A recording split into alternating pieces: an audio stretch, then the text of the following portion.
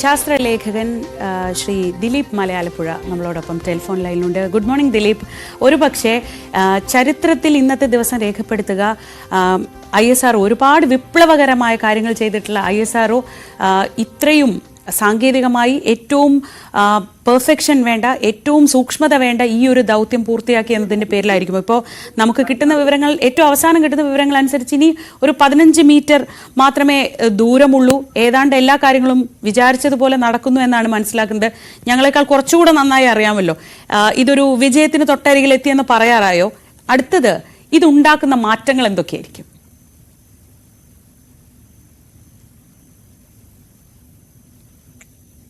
ദിലീപ് കേൾക്കാമോ? ഹലോ, കേൾക്കാമോ?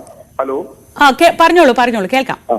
അത്യന്തം സങ്കീർണമായ ഒരു സാങ്കേതിക വിദ്യയാണ് ഇവിടെ ISRO ഉപയോഗിക്കുന്നത്. ഇതിൽ വിജയിക്കുകയാണെങ്കിൽ ഒരു ചരിത്ര വിജയത്തിലേക്കായിരിക്കും നമ്മൾ. അതായത് ലോകത്തിലെ നാസ, ചൈന, റഷ്യ ഈ 3 രാജ്യങ്ങൾ മാത്രമേ ഡോക്കിംഗ് സാങ്കേതിക വിദ്യ ഉപയോഗിച്ച് വിജയിച്ചിട്ടുള്ളൂ. ഇതിലൂടെ കഴിഞ്ഞാൽ നമ്മൾ ലോകത്തെ 4ാമത്തെ രാജ്യം, 4ാമത്തെ ബഹിരാകാശ ഏജൻസിയാകും ഡോക്കിംഗ് സംവിധാനം അല്ലെങ്കിൽ ഡോക്കിംഗ് സാങ്കേതിക വിദ്യ വിജയിക്കുന്നതിലൂടെ നമ്മൾ 4ാം സ്ഥാനത്ത് നേടുകയാണ്. ഇതിലൂടെ ഏറെ നാളത്തെ ഏതാണ്ട് പതിറ്റാണ്ടുകൾ നീണ്ട ഗവേഷണം, അതുപോലെ തന്നെ തപസ്യയിലൂടെയാണ് നമ്മൾ ഈ സാങ്കേതിക വിദ്യ സ്വായത്തമാക്കിയിരിക്കുന്നത്. എന്തായാലും കഴിഞ്ഞ ദിവസങ്ങളിലെ ആ ഒരു ആശങ്ക, കാരണം ഈ ഡോക്കിംഗ് സാങ്കേതിക വിദ്യ ഉപയോഗിക്കുന്ന ഒരു ISRO ഉപയോഗിക്കുന്ന സങ്കീർണമാണെന്ന് ഞാൻ പറഞ്ഞല്ലോ. ഈ സാങ്കേതിക വിദ്യ സങ്കീർണമാണ്. കഴിഞ്ഞ ദിവസങ്ങളില് വേഗത കൂടിയത്, ഇത് ഉപഗ്രഹങ്ങളെ തമ്മിൽ അടുപ്പിക്കുന്ന ആ സന്ദർഭത്തിൽ വേഗത കൂടിയത് മൂലം ഇതൊന്ന് സ്ലിപ്പ് ചെയ്തു. അതായത് പാത ഒന്ന് മാറി ഒരു ഉപഗ്രഹം മാറിപ്പോയി. അപ്പൊ അത് സൈന്റിസ്റ്റുകളെ സംബന്ധിച്ച്, ISROയെ സംബന്ധിച്ചിടത്തോളം അതൊരു അല്പം ആശങ്ക ഉണ്ടായെങ്കിലും നമുക്ക് ആ പാത തിരിച്ചു പിടിക്കാൻ ഇന്നലെ കൊണ്ട് കഴിയുകയും ISRO ആ കാര്യത്തിലൂടെ വിജയിക്കുകയും ചെയ്തു. എന്തായാലും ഇത് 3 മീറ്ററിലേക്ക് ഈ 2 ഉപഗ്രഹങ്ങളും 3 മീറ്റർ അടുത്ത് കഴിഞ്ഞാൽ ഡോക്കിംഗ്, അതായത് 2 ഉപഗ്രഹങ്ങളും തമ്മിൽ ബന്ധിപ്പിക്കാൻ കഴിയും. ബന്ധിപ്പിച്ചു കഴിഞ്ഞാൽ ഇത് വീണ്ടും ഇത് ഉപഗ്രഹങ്ങളെ വേർപെടുത്തുന്ന ഒരു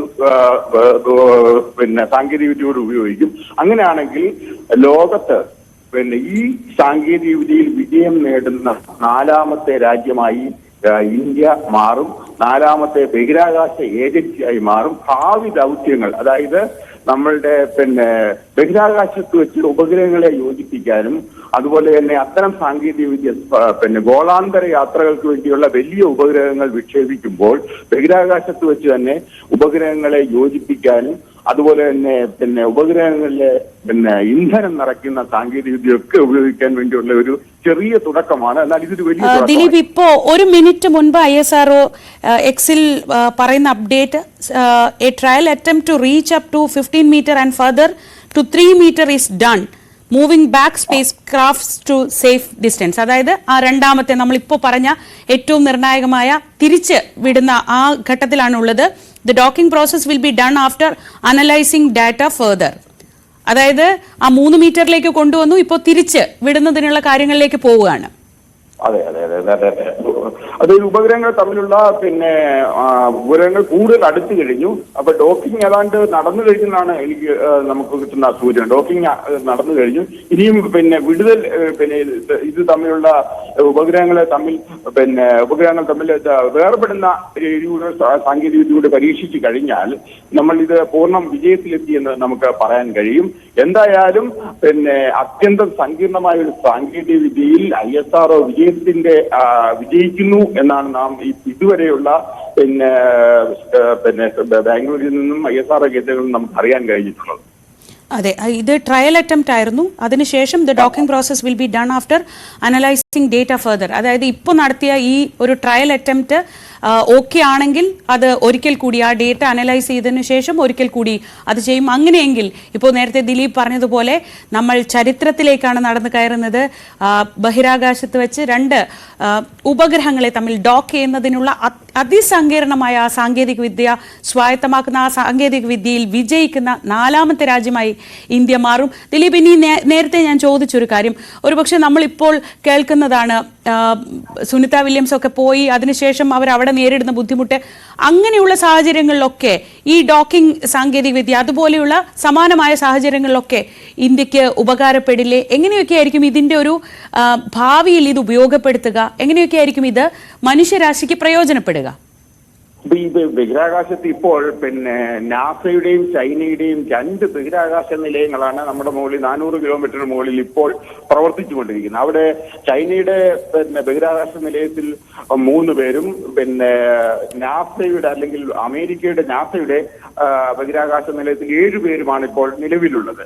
ഇവിടെയെല്ലാം അവർക്ക് ആവശ്യമായ ഭക്ഷണ സാധനങ്ങൾ, അവർക്ക് ആവശ്യമായ വസ്ത്രം, അതുപോലെയുള്ള സാധനങ്ങളെല്ലാം എത്തിക്കുന്നത് ഈ ഡോക്കിംഗ് സംവിധാനങ്ങൾ വഴിയാണ്. അതായത് നാസയുടെ ബഹിരാകാശ നിലയം ഏതാണ്ട്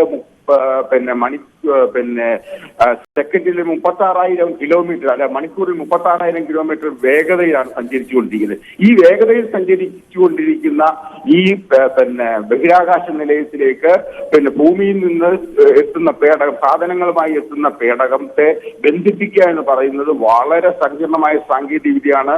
അപ്പോൾ ഭാവിയിൽ നമ്മൾ ഒരു 5 വർഷത്തിനുള്ളിൽ നമ്മൾ ഇന്ത്യയും അല്ലെങ്കിൽ ISROയും ബഹിരാകാശ നിലയം സ്ഥാപിക്കാൻ പോവുകയാണ്. ഈ ബഹിരാകാശ നിലയം സ്ഥാപിക്കുന്നത് തന്നെ ആദ്യം ഒരു പേടകം ബഹിരാകാശ നിലയത്തിന്റെ പാർട്ടായിട്ടാണ് ബഹിരാകാശ നിലയം സ്ഥാപിക്കുന്നത് തന്നെ. ബഹിരാകാശ നിലയത്തിൽ ആദ്യം ഒരു ഭാഗം എത്തിക്കും, അതിനുശേഷം ഓരോരോ ഭാഗങ്ങൾ എത്തിച്ച് ബന്ധിപ്പിച്ചാണ് ബഹിരാകാശ നിലയം വികസിപ്പിക്കുന്നത് അല്ലെങ്കിൽ ബഹിരാകാശ നിലയം നിർമ്മിക്കുന്നത്. അപ്പോൾ ഈ ഡോക്കിംഗ് സംവിധാനം നമ്മൾ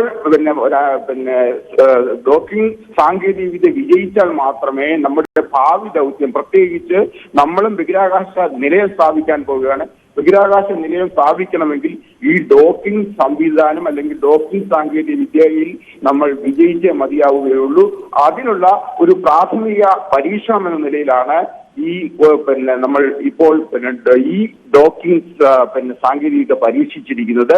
വെറും ഇത്തരം ഡോക്കിംഗ് സാങ്കേതിക വിദ്യ ഒരു 2-3 പ്രാവശ്യം പരീക്ഷിച്ചതിന് ശേഷം മാത്രമേ നമ്മൾ ഭാവിയിലേക്കുള്ള അല്ലെങ്കിൽ ബഹിരാകാശ നിലയം പോലുള്ള കാര്യങ്ങളിൽ നിർമ്മാണത്തിലേക്ക് പോകാൻ കഴിയുകയുള്ളൂ. അതുകൊണ്ട് തന്നെ വളരെ പ്രധാനപ്പെട്ട ഒരു പരീക്ഷണമാണിത്. ഈ പരീക്ഷണത്തിൽ ISROയ്ക്ക് വിജയിച്ചേ മതിയാവുകയുള്ളൂ.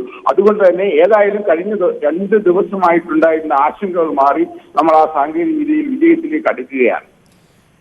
ദിലീപ്, ഞാൻ കുറച്ച് കഴിഞ്ഞ് വീണ്ടും വരാം. ഇനി